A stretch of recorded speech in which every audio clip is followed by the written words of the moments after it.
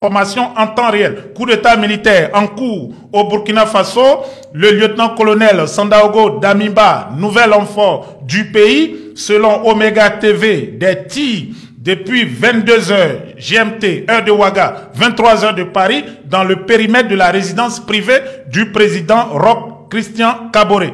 Un responsable de la sécurité présidentielle a confirmé les tirs, mais a précisé qu'il s'agit de tirs de sommation parce qu'il y a des mouvements suspects dans la zone. Le rayon de la résidence privée du président Kaboré et les quartiers Pat d'Oie, voilà, et Ouaga 2000, donc Roch Mac Kaboré vit au quartier Pat d'Oie. Et le quartier Ouaga 2000, c'est deux quartiers résidentiels de Ouagadougou, pour ceux qui connaissent la ville, sont actuellement survolés par des hélicoptères. Donc le quartier privé, la résidence privée du président Kaboré était survolée par des hélicoptères autour de 23h de Paris, 22h là-bas à Ouagadougou. Il est exactement 0h28 ici à Paris, soit 23h28, 23h30 là-bas et à Ouaga. Donc c'est une dépêche, voilà, que j'ai reçue. L'action se passait il y a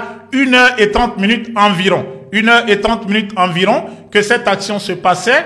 La résidence privée du chef de l'État survolée par des hélicoptères de l'armée. Je vous ai dit, le nouvel renfort que vous voyez ici est un officier de l'infanterie. Des hélicoptères de l'armée burkinabé qui survolaient la résidence privée du président au quartier Pat d'Oie. Des tirs aussi que, selon la garde présidentielle, parlent de tirs de sommation, mais les riverains ont bien entendu des tirs.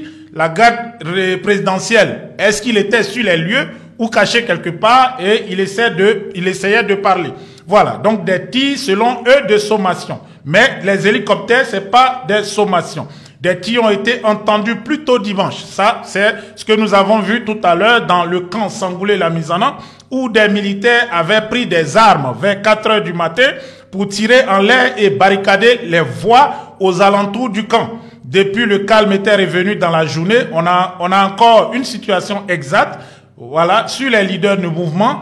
Voilà, je peux vous confirmer que le chef du mouvement, c'est celui que vous voyez, le lieutenant-colonel Damiba, Paul et Damiba, le nouvel renfort du pays, selon les informations qui nous parviennent.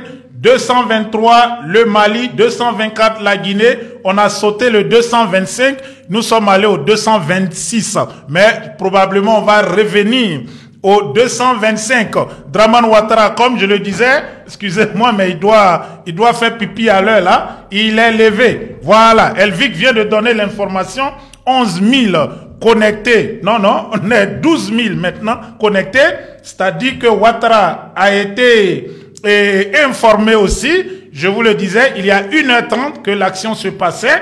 Les hélicoptères de l'armée survolaient le domicile privé du président pendant que il y avait des tirs. C'était sûrement des affrontements entre la garde privée du président Kaboré et les mutins qui venaient l'arrêter. Il a été arrêté, selon les informations que nous avons. Est-ce que ça a été au quartier Pat d'Oie ou au palais présidentiel de Kossiam? Bon, voilà, donc je ne peux pas dire plus, mais les mutins lui demandent de démissionner. Il a 72 heures pour signer sa démission.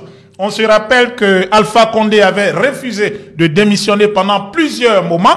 Je vais vous donner l'antenne, on va analyser ensemble l'action qui se déroule actuellement, même à l'heure où je vous parle, au Burkina Faso.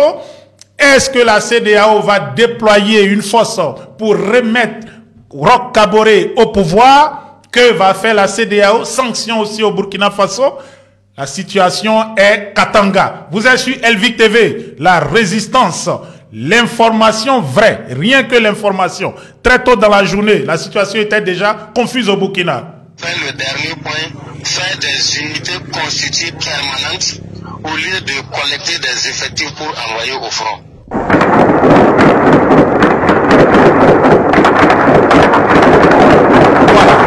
Ce matin, à partir de 4h du matin, des tirs dans les casernes de Ouagadougou et aussi de certaines villes de l'intérieur. Et à la base aérienne de Ouaga, Air France a suspendu son vol.